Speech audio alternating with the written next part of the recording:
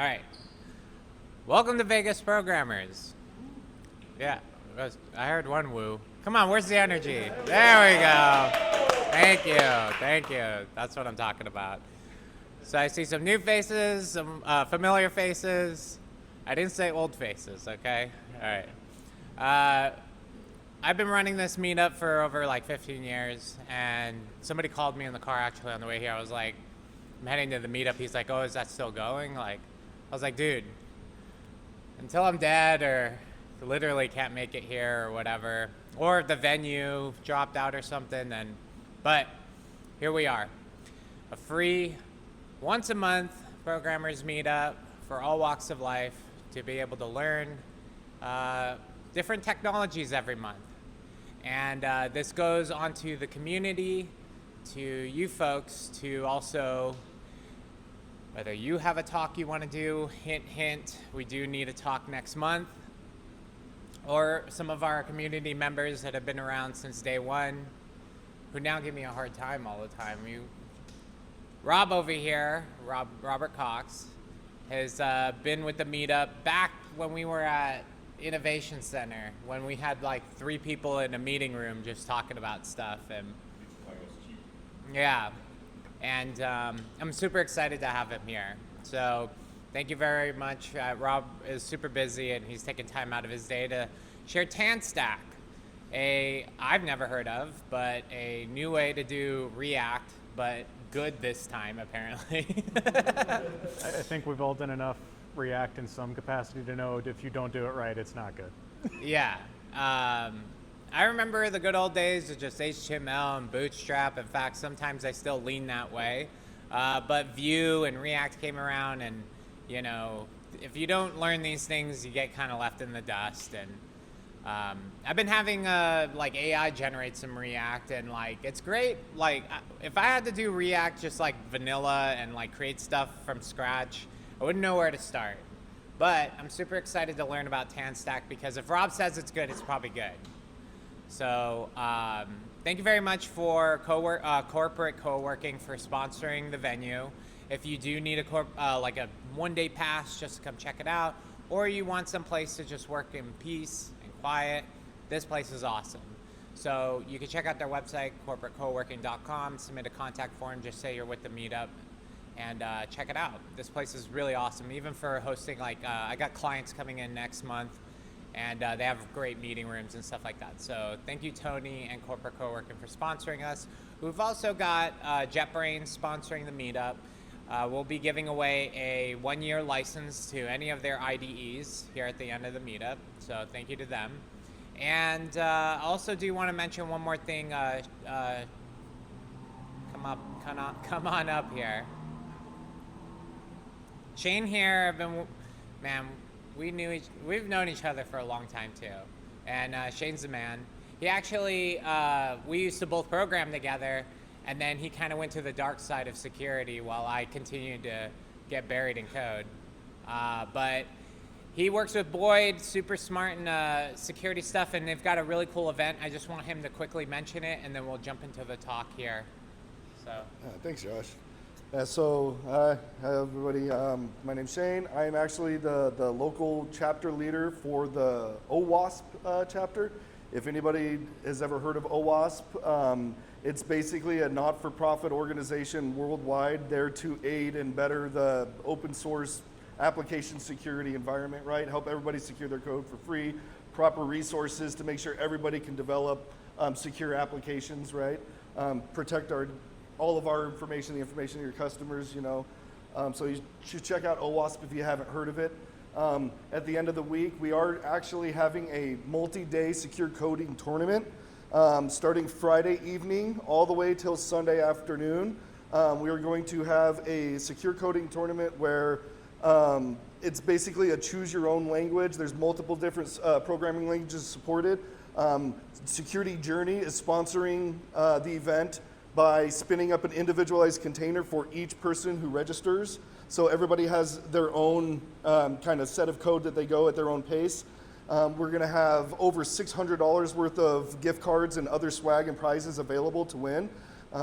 You can win for a lot of other things more than just being the top scorer. So even if you're not an expert in the field, you should definitely try it out. Sign up.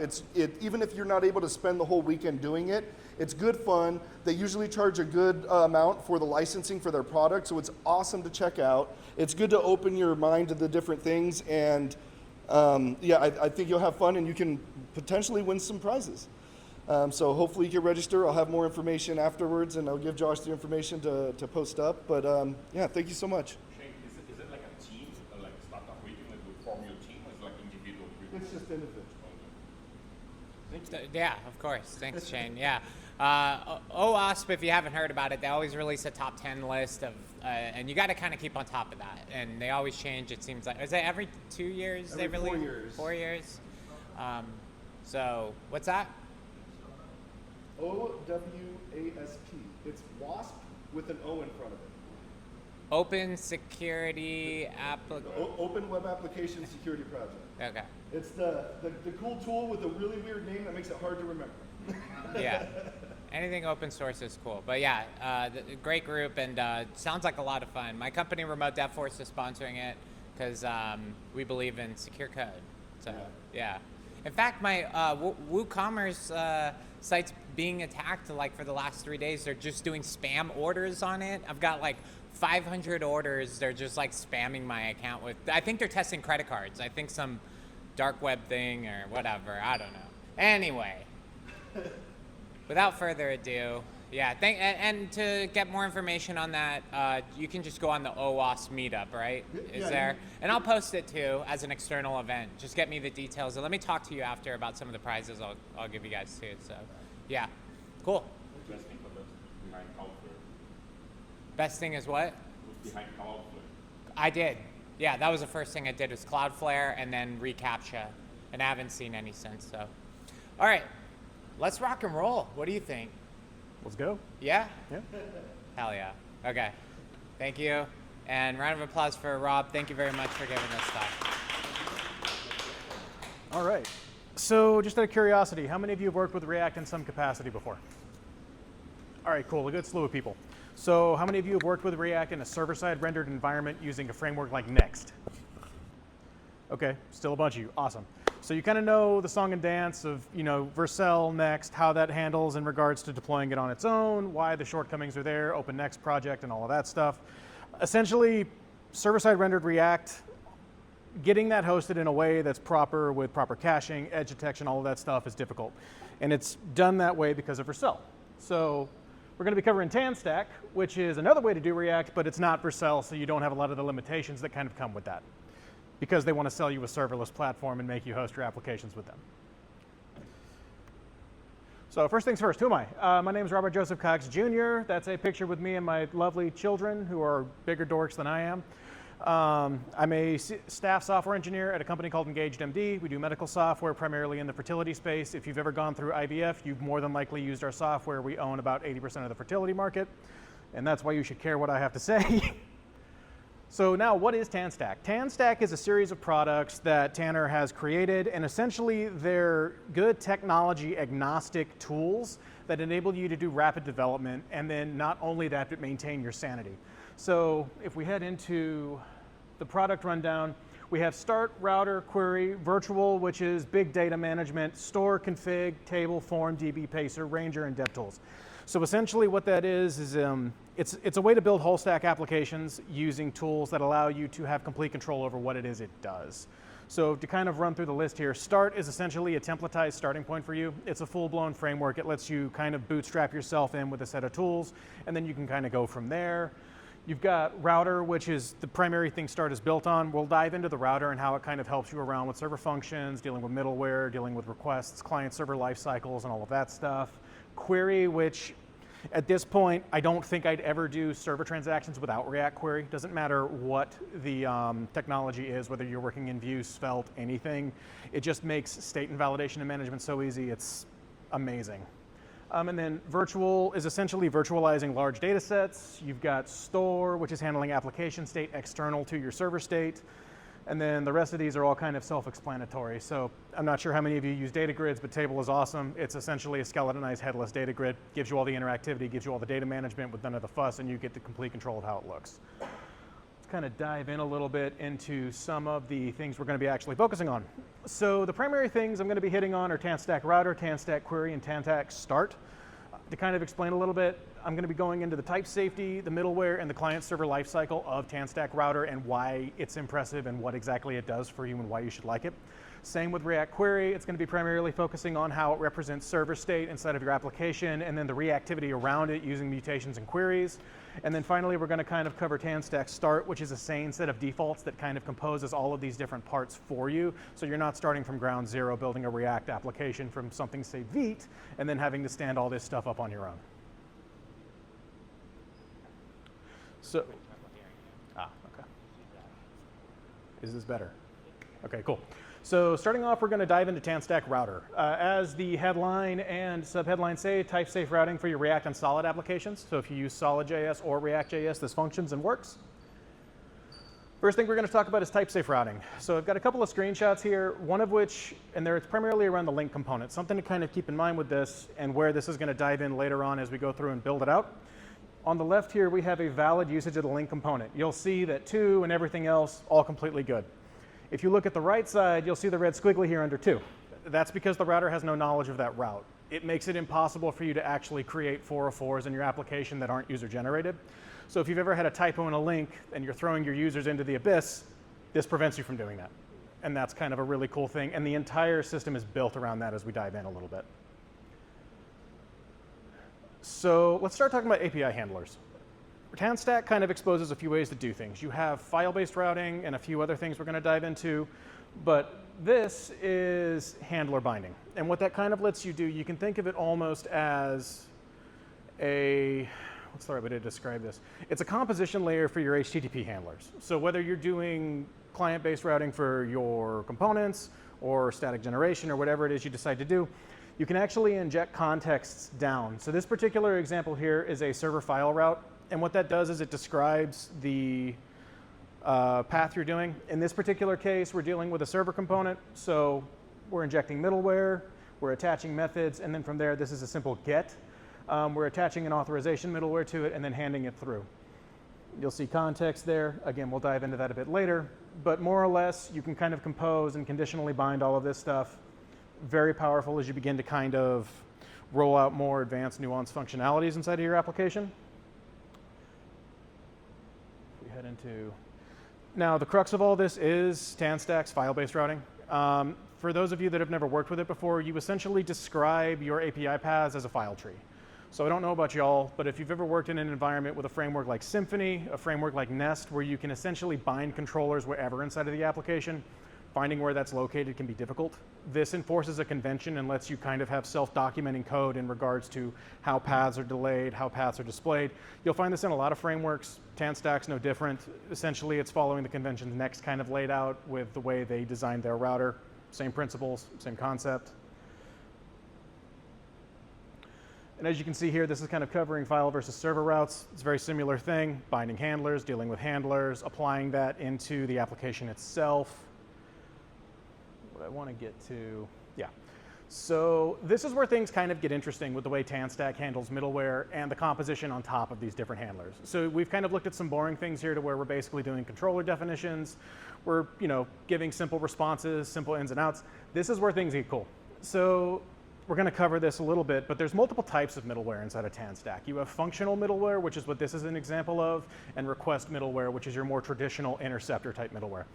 What this lets you do is it actually binds into the client side of the application. So if you'll notice here, we have a client section. This runs on the browser and composes data before the request ever leaves your TanStack app. So you can create things like compositional middleware to where you're logging things about the request, you're logging things about the user, you're passing in data implicitly without any real action. And that lets you then pass that into the server. So if you look down there, this particular example is a simple timing thing. We know exactly when the request started from the user. That's then passed to us into the server, and we can do diffs on it. But this goes beyond that. If you want to handle authorization in a sane way using something like JWATs, you can validate, vet, and pre-flight your token before it ever gets to your server, which is nice. On the server side of things, you can handle all of the implicit authorization that you want to do, so think decrypting and pulling data, things of that nature. And it's all baked into the way the actual application works. If you've ever done things around, again, I'm going to use transactions as an example, but you've done it in like other languages, there's a lot of tooling that kind of comes with that you've got to build out on yourself. So on the client side of things, you're building your own way of juggling tokens. You're building your own way of doing authorization refresh. You're building your own way of kind of doing these things if you're not using a holistic framework. This kind of gives you the ability to do that in a more structured way. Same thing on the server side of things, getting that context into the app. There's validation steps. There's a lot of things that kind of come through with that. This is a way to kind of make these things composed and coupled, and then you're operating on the same set of code inside of the same file, so there's no context switching around where it is you're looking at it. This to me was really, really cool. What's also really cool is if you look here, we're passing context in. So as this context goes down the chain, and we'll dive into this a little bit later, it's actually type safe throughout. So because we're using TypeScript for a lot of this, there's inference built into the language. So as we pass structs through the requests, that's monkey patched onto the request object and is type safe through. So whereas normally you would be building out this state, building out DTOs representing it, and then validating those DTOs post-hydration, it's done for you, which is awesome. And there's also integrations with Zod to kind of give you more advanced validation, but again, I'm personally not the biggest fan of Zod. I use Class Validator and use that, but same difference, same principle. So this is kind of diving into what I just went over around function middleware. You can kind of see that it's more or less what I talked about. It's passing composed client context without the need to necessarily manipulate that in the normal ways you would have to. So I kind of went over that one. And again, same thing here. This kind of breaks it out to where we're talking about the server side of it specifically. This is, again, doing operations in your personal environment that's completely controlled. The thing that's different is request server middle. Quick question. So TypeScript, so it would take the server stuff and that would be on your server side. It wouldn't actually get compiled from the client side code? Correct. Yeah, okay. Dumb question, sorry. Back-end developer question. No, it's not a dumb question. If you've not worked with, TypeScript gets weird, so it's okay. This is called a request middleware. So if you'll notice, the type's different.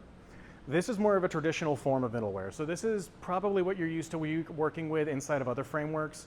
It's going to expose a lot more granularity to you. Going to be real, I typically tend to write a lot of these because I need true interceptors on the HTTP side of things, manipulate the request coming in, manipulate the response going out. It's one of those things to where I'm more concerned for me about what my server is doing more so than what the client is doing ahead of time, especially with React Query and things like that. We'll dive into that later, but it makes the composition of that client state simple enough for my applications to where I don't necessarily need a lot of the fidelity of the client-based middleware. But this is essentially a way to get access to the raw HTTP server primitives. So if you've ever had to do anything manipulating a request, validating more raw sides of the request, so say you're working with files, say you're working with binary data, this is probably what you would end up using. And if you needed to gather any metrics around that, this is probably what you would be using, so that way you can collect metrics after the fact, after your processor has done its thing. So that's a lot of stuff on router. Let's go ahead and dive into query now. So what do you get? First and foremost, looking at this code snippet, this particular code snippet is a React hook that is composing a mutation hook. So in TanStack, and we'll dive into this, there's a couple of different concepts, one of which is mutations and the other of which is queries. And before I talk ahead of myself, let me just state this. You get programmatic control of all your requests with implementation agnostic tooling. And what I mean by that is this can be used with any form of HTTP request library. So if you like Axios, use Axios. If you like Fetch, use Fetch. If you want to use anything else, feel free. And this is a quote from myself because, obviously it's my presentation. You don't have to do much of anything and you get all the benefits of modern fetching. Now, what I mean by that, and the biggest one, is the memoization problem. So how many of you have worked in an application to where you have some type of central account entity, and that account needs to be used across a multitude of components at different layers of the stack? All right, we got a few. That's good. How many of you have had to implement external state management libraries so you're sharing that account state all over the place? How painful was that for everybody? Probably a lot. This removes the need to do that. So what makes React or TanStack query so powerful is the fact that it is your state management library and it represents your server state without any of that additional tooling. So looking at that code example from before, you'll see here we have this func mutation key, and it's assigned to the create account mutation. Why that's important is when we get to this side of it and we actually start using it, it memoizes and caches that result for you automatically, and you choose when it's invalidated. And more importantly, if you use this hook all throughout your application, the request only ever gets made once, and the rest of the uses of it get served that cached request. So a way to think about it is instead of worrying about the encapsulation of state in a global space, you can just make the call for the account, and you can rest assured that you're not going to overfetch and spam your server with 10 calls to get the account. It's a single call, and it's memoized for you ahead of time, and you have control when it's invalidated. This is probably one of my favorite things about React Query, to be honest with you. It's incredibly powerful. I don't think it would be possible to build some of the applications I've built in my job without it, just due to the complexity of the app and everything it does. So now let's talk about how it actually represents state. So in addition to what I talked about, you don't necessarily have to manually manage the memoization and invalidation of the cache data. It does it for you in a lot of situations. So let's say for a moment, you've got, again, this kind of ephemeral state. If you build your hooks right, you essentially decorate them like you would a repository with Redis caching, and then as you request and create things, it automatically busts for you. It's a situation to where you no longer have to worry about that application state. It cascades for you, and then because of the way TanStack query works, you've got the assurance that you're only ever making one request to your server. And you're only requesting the data you care about. So next up, we're going to dive into what exactly a query is. So best way to describe a query is it's a proactive request for data that a view cannot function without. So let's say for a moment we have some sort of feed, some data feed. That's probably going to be a query because the page itself can't render without that. Something that's really cool about what this exposes to you, and I'll dive into this whenever we kind of look at some code, it manages loading state, it manages the request for you, and it manages the failure state for you. So you get back, whenever you destructure the hook, you can actually tell when it's loading, you know if it has an error, and you know when you actually get your data back. And it's all marshaled out for you, what you type it as, what you pass back. It's genuinely really powerful. The limitation with these is you don't have control of when it executes. Whenever you hit that component where you're calling it, it's going to go ahead and prefetch for you. Which, again, if it's critical data for the view, not a problem. You probably want it to be prefetched immediately because you need that data to display what it is you're looking at. When you need a little more granular control and you're doing something like creating a count, that's where mutations come into play. So mutations are programmatically controlled implementations. Now, the name mutation would have you think it's primarily something to like create data, modify data, mutate data. That's not necessarily the case. This is anything that is going to take user input to cause the action to go through. So in this particular case, just to kind of prove that point, this is a simple fetch request to get data about an account. It's still a mutation because what you're doing is you're actually having the user mutate the browser to trigger it. And that's kind of where that comes from. There's a couple of different APIs to the way these things work. Again, I'll kind of show some code examples that'll dive into that a little bit more. But a good way to think about this is if you're doing anything that's user interactive or user triggered, mutations are probably going to be what you want. And again, you get the same thing. You get loading management, you get error control, and you get response data from it.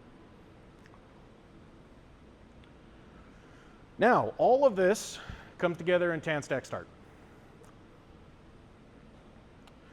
So first things first, what do you get? I will say I'm not going to cover everything because there's a million different permutations of the template they put together for you. If you go to that URL and you look at the quick start examples, they have everything from Supabase to Clerk to pre-built authentication for you to just a basic simple skeleton that lets you kind of start with nothing and build your own tools into it. But the things that it's always going to give you, SSR out of the box, build tooling, so think code splitting and Vite for a fast, solid development environment as you're working on this stuff. Genuinely a really solid set of tools. I like to say it's sophistication with none of the sass. So you don't have to deal with setting up build pipelines, you don't have to deal with setting up code splitting, you don't have to deal with spinning up SSR and configuring all of that, you just get it. So diving into a couple of things of this. Again, I think we've all kind of worked with React and server-side rendering enough to kind of grasp this concept, but why would you ever do server-side rendering in JavaScript land? Faster loading for clients, better SEO, ability to support non-JS clients. You can provide data before it reaches the client and manipulate it. And you can, more importantly, dynamically build the page before it reaches the client. So that way, if you have larger concerns around authentication, seeing certain parts of the view that you may or may not want the user to see, you can control all of that in SSR. Build tooling, again, I think at this point, a lot of us have been around long enough to know what Vite is, you know, what we get for you. So again, code splitting, same build configs. You get TanStack router, so all of the benefits of the middleware system, the type safety, all of that stuff is built into the framework from the ground up, and then built on React. Now, React is very contentious. I've got my own opinions on it. I loved Svelte before SvelteKit decided just to introduce a bunch of bugs and then not fix them, which is what made me find this, actually. But you know, React is, for better or for worse, the industry standard. It operates on a strange state management model for the DOM, but you know, Amazon uses it. Like if Amazon and Facebook and all these FANG companies can use it and build applications far bigger than anything I'll ever build, it's probably good enough. And then the last thing is what flexibility is there. So in starting with TanStack Start, the basic template introduces a few preliminary tools for you. You get router, you get the build system, you get Tailwind, you get a couple of pre-stood up middleware that's attached to everything, you get some file-based routes set up for you. You can basically rip all that out. So I can't speak for everybody. I personally do not have the biggest enjoyment of Tailwind. I feel like it's learning classes to replace CSS. I don't really understand why you would do that, but again, to each their own. It's there. I was able to rip it out no problem and go to CSS modules, wrote all my CSS, just works. Builds the bundle well, shakes it out, everything's good to go. You can literally swap everything. So let's say you don't like Svelte. Let's say for some reason you want to go back to Webpack. You could. I wouldn't recommend it, but you could. If you want to use different package managers, supports all of that. So realistically speaking, you can do anything with it. This is the golden question though. What does an application actually look like? So some of this is going to be a little disappointing from the perspective of it's going to be so typical, it's almost sad, but some of it is going to be very interesting to see. So let's kind of look at this a little bit, and let's see if I can make this work, given where things, my goodness, that is awful. Can I move you to the right? Activity bar position, well, shoot. All right, let's do this. And then let's drag this over so it's semi-visible. So a lot of this is going to look like your typical React application. Let me see if I can. There we go. So you've got your typical public directory, node modules. You know, I use GitHub Actions for my CI, so that's in there. But the important things that kind of come down from this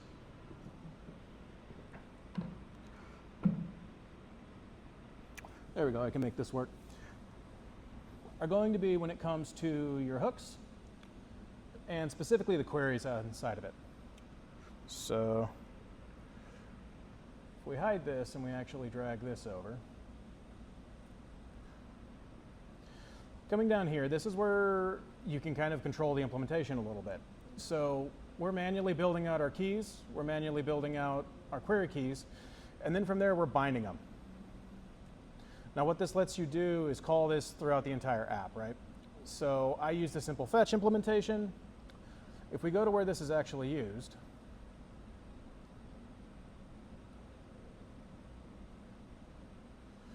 and we come down here, you're going to see these exports right here from the mutation of the account. So, you know, mutate async, that's the asynchronous API for this. So one of the things that TanStack does support is the mutate property. Now, mutate is a callback-based system. What that means is when you call mutate, if you prefer this style of doing things, if I know what I'm talking about, who's missing the file? Nah. You pass in the body, and then from here you provide callbacks. So on success,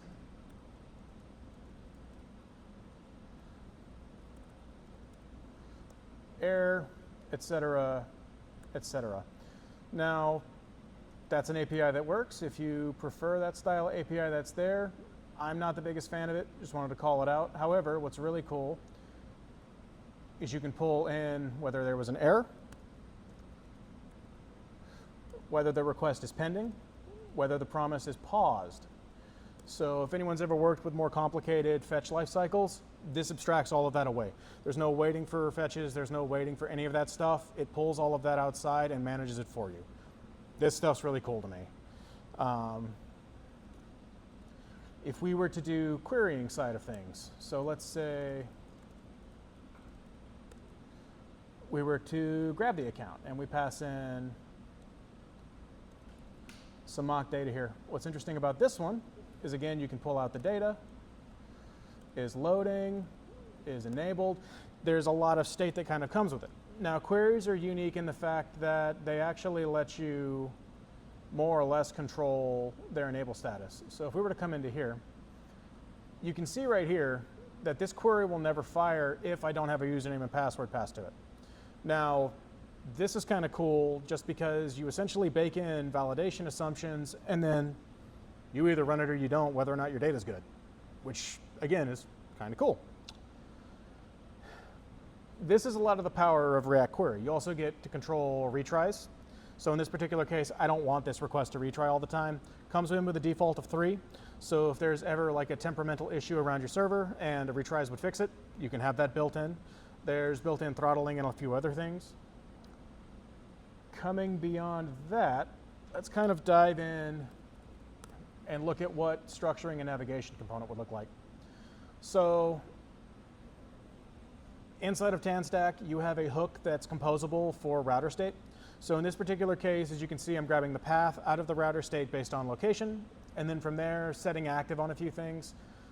This isn't necessarily needed. You can manage this state in a few places. This is just how I chose to implement it. Should probably be refactored, but it's good enough. What is interesting is you actually have the ability to control active props. Now, TanStack knows what path you're on. It knows what link you've clicked. This knows when a link is active or when it's not, and if you, for whatever reason, need to have separate properties for that, you can just pass those props, and then they get splatted into the component whenever TanStack router detects that the component should be active. In my case, I'm using this to control an active modifier on the class state, makes it look a certain way when you're on that page. Kind of coming down here, this kind of goes back to what I was talking about before. So not only do you have type safety, you know every route inside of your link and you know exactly what parameters are part of it. So why this is cool, again, I'm not sure what applications everyone's building. For me, not having to walk an entire route tree or have a dedicated routes file or any of that, it's very nice to know what routes I have inside of my application. Going beyond this, diving into the back-end portion of the router itself. So let's say we're working on the API side of things more.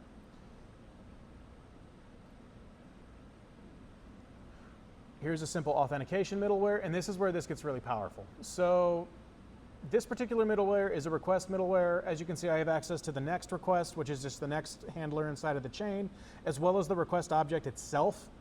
So the request is your typical node request. You've got the access to the request. You can pull headers out of it, body, all that kind of thing. I've got some basic validation logic here and checking for malformed headers. What's really cool is this right here. So I'm passing in a context of credential, username, password. Now let's look at a route that's downstream from that. So if I was going to go here, my context is right there. I did not have to type anything. the inference of TypeScript and the fact that I returned it from the middleware chain made it available to me. That is awesome, to me anyway. And it's expandable. So I've got this logging middleware here that does nothing.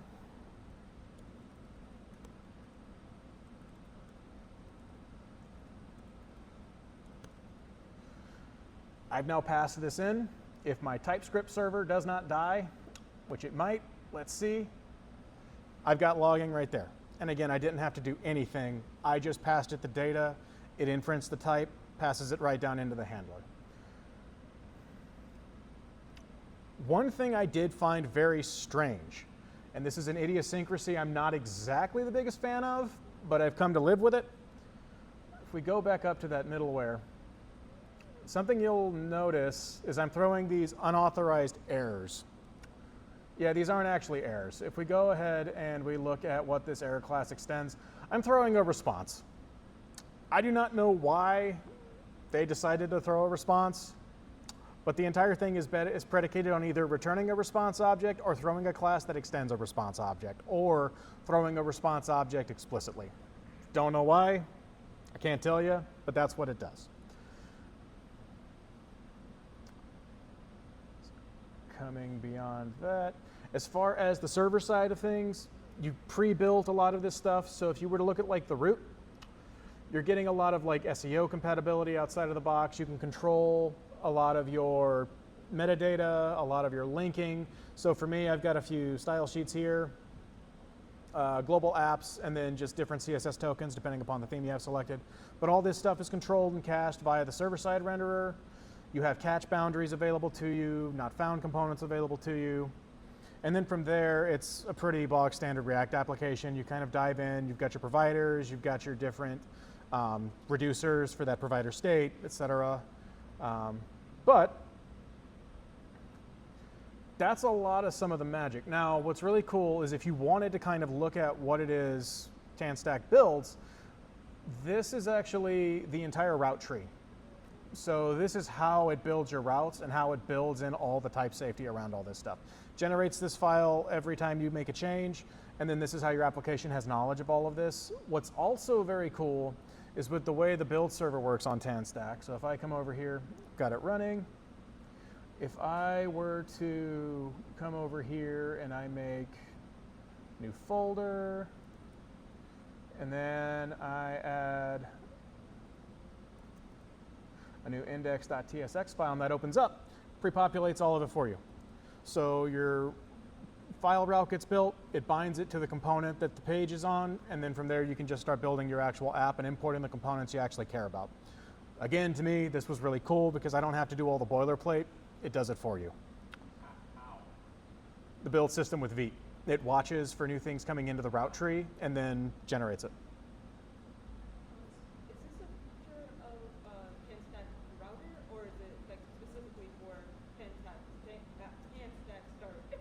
So TanStack Start is what gives you this file generation, but again, you're not coupled to that if you don't want it. So it's not like a IDE plugin for TanStack that's doing it, it's actually, oh, that's cool. It's the build system itself, which again, I find very neat. So,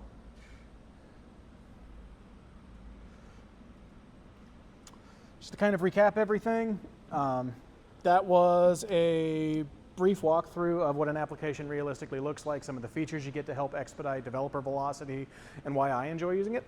But again, TanStack router, all the great functionality we kind of covered, the inference through the context of the request, being able to have all of that conditional binding around middleware, all of that stuff. Personally, for me, I really enjoy that. TanStack query, by the way, I kept interchanging TanStack and React query. It was formerly known as React query. They made it generalized, and that's, my brain is still wired to call it what it once was. But again, amazing, amazing tool for representing your server-side state inside of your application. Highly recommend. If you're going to take anything away from it, take that part away. That part is an amazing piece of software.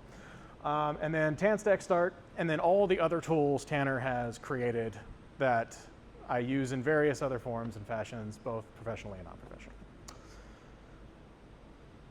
So I've been talking a lot, and I thank you all for listening to me. Are there any questions, anything I can answer? Just looking back a little bit, who's behind TanStack? Is it who's behind it. So if I come over here and we actually go to TanStack.com, we go to maintain. They have like research stuff. So there's a ton of sponsors for their software, but the main guy is Tanner Lindsley. That's why it's called TanStack. He's the guy who kind of created a lot of the tools, built a lot of the infrastructure, and then these other individuals have kind of come in and contributed in various capacities, and more or less he's built a giant open source community around it. The big thing, if you look at like partners, they've got Cloudflare, CodeRabbit, AGGrid, a bunch of people backing it up that are important, which is good because it means it'll be around for a while. And it's at the stage now to where they're big enough to have widespread support, but they're not so large that they're trying to hawk product at you all the time. So again, for me, I kind of like that. You're trying to build something that is fairly slim anyways. What would you say is the biggest saver, like the biggest time and resource saver buttons in TanStack for more of a slim app? So you're thinking something like smaller? Yeah. So like the biggest thing are just going to be you're not going to have to worry about any of the SSR, any of the client and server routing. You don't need to bring in a backend. You have the ability to do basic API endpoints. Like inside of these handlers, just to kind of show you, there we go. If you look at what these services are doing, helps if I can navigate my mouse. I'm not the smartest person. I'm actually making calls out to AWS buckets for all of this stuff. So like, it's a full-blown Node app. So I have a project where basically it's, other than an authentication on the front end, it's accessing images from a cloud storage. That's basically the app. yeah, if it tells you anything, this is roughly a 10,000 line application, built it for my wife. I built it in probably 2 weeks of time. So 10K line app, 2 weeks, that's not terrible.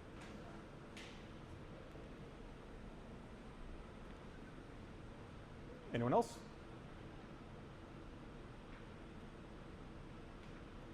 All right. Oh, Is TanStack built on top of other things for the backend side of things, or like I saw Next. I don't know if that means Next.js on the server. Like, what do they pull? Because obviously the front end that's just leveraging React, but like. so all of this stuff is bespoke. If you look at like your projects like Next, a lot of that stuff it wraps the primitives, and that's how they get around the context passing. Is you essentially monkey patch their wrapped primitive. With TanStack, they're actually leveraging all of the primitive request response objects. So if you were to look at, say, this request, if you look at the interface, it's legitimately like a fetch request. It's the baseline MDN spec, so it's not wrapping a lot of that. That's how they've kind of gotten away with doing some of this stuff, is they're letting the native Node APIs kind of pick up the slack, and they're not trying to build what doesn't necessarily need to be built. Obviously, if you're doing Node 0.14, a lot of these primitives were unusable back then. Now we're on 24, it's dramatically better. It's kind of like, if to analogize it to PHP, you probably wouldn't want to work with superglobals. You'd want something like HTTP Foundation. That's now built into the standard lib, and they're just using that. So that's how they've been able to move fast. But as far as stuff it's based on, this is all, to my knowledge, code that they wrote. So like, they built their own router, they built their own middleware layer on top of it. It's not like based on Next's router, for example. It's kind of its own thing. What was still in alpha? I saw there was a couple of things that they didn't have fully released. Yeah, so again, I'm not sure if people have ever had to use React hook form. I hate that library. It never works right, and when it does work, it's magic, and I don't understand why. They have their own form components, which is really cool. That just freshly came out of beta. But Pacer and Store are the tools they have in alpha. So Pacer is essentially all of your throttling. So think of it as like request debouncing, exponential backoff, all of that stuff, rate limiting, etc. So this is kind of a way for you to control a lot of that. You'll find each of these kind of fills a different thing. So like, if you were to look at Ranger as an example, This is just sliders and doing those well across browsers. So this is kind of where it comes into play to where you can kind of pick and choose what it is you actually want and what it is you actually need.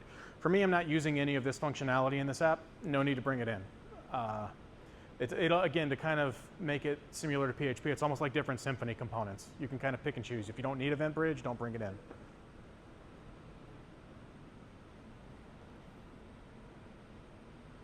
Where can we find more resources to learn this besides the website? So my personal favorite, and Josh, you're going to be shocked at this. If I come over here, Jay, let's drag this out. Going to be real. Continue. Let me set the mic down for a moment.